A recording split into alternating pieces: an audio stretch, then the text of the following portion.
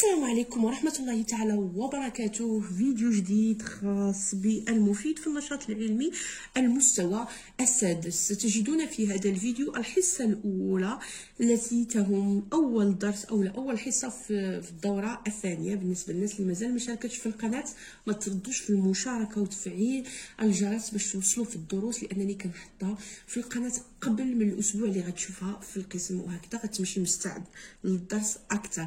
إذا عنوان الحصة إنتاج الطاقة الكهربائية بواسطة بخار الماء، والهدف من الحصة طريقة إنتاج الطاقة الكهربائية بواسطة بخار الماء. نبدأ كالعادة بوضعية الانطلاق التي تضم كنديروا فيها الملاحظة والتساؤل. إذا سنلاحظ الصور.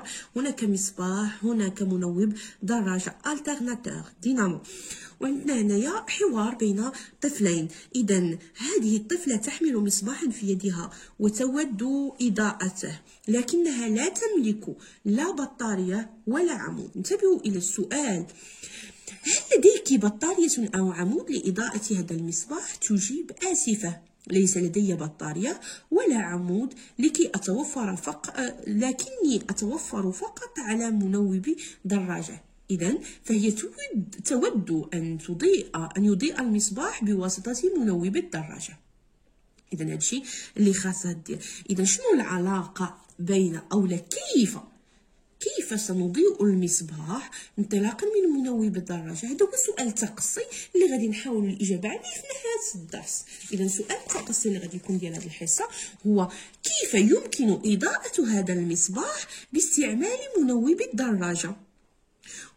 وانطلاقا من هذه الحصه غادي نبقاو نحاولوا ندربوا التلميذ على انه يقوم بصياغه السؤال بالفرنسيه. ماشي ضروري يكون عنده صحيح، ولكن ندربوه اليوم شفويا، غدا حصه من بعد حصه كيصبح التلميذ عنده هكذا يكتسب معجم علمي وكذلك يوظفه.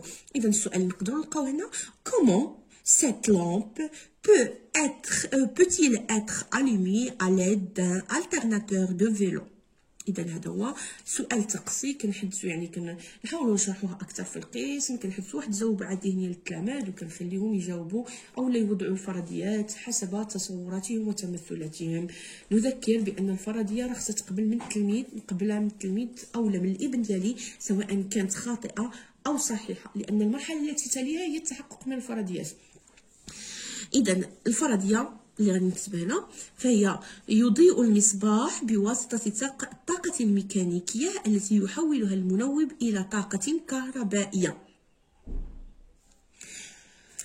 إذا أنا أغلبية الفيديو كنحاول نزرب لهدف واحد باش تكون في متناول الجميع، باش ما يكونش الفيديو طويل وما يقدرش يتفرج ليه كل واحد.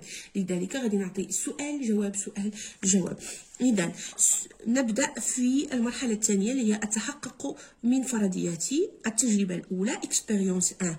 La dispositif de la figure 1 représente d'une roue qui permet de faire tourner le galet d'une dynamo de bicyclette. Le galet هو هذا الجزء هذا.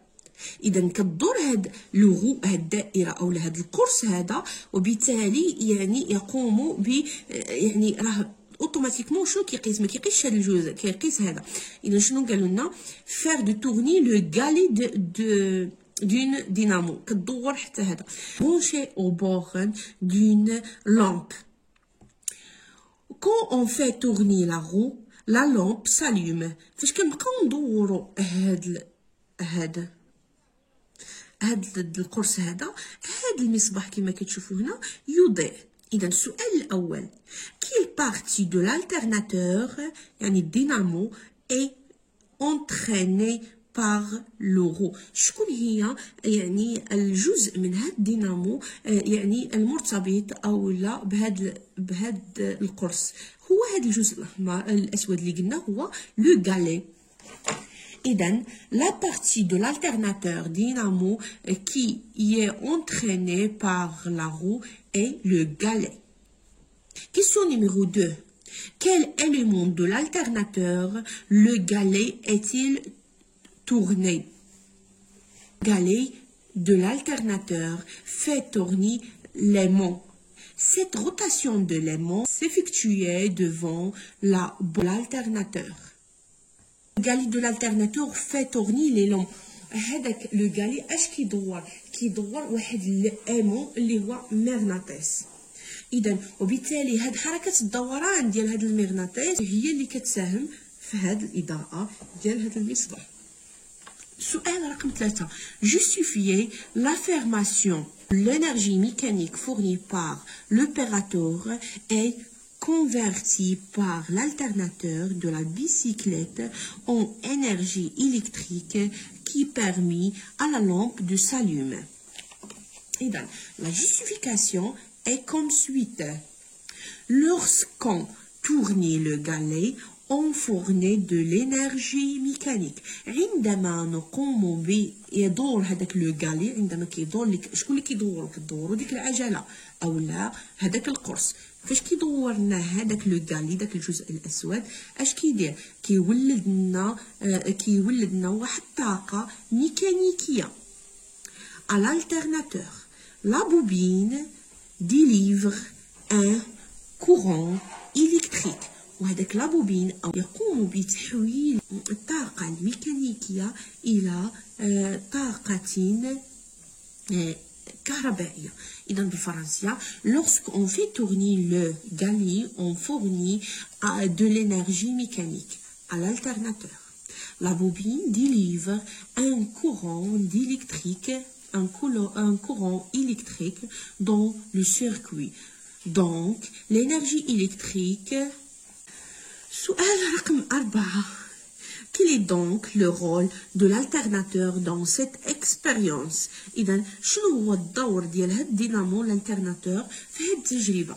إذا دوره يتجلى في le rôle de l'alternateur dans cette expérience. L'alternateur reçoit de l'énergie mécanique fournie par l'opérateur et la convertie en énergie électrique lorsque l'élément tourne devant la bobine.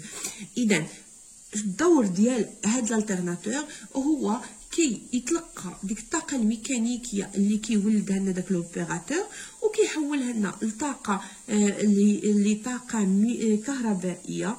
نمشيو للشكل الثاني او للتجربه الثانيه.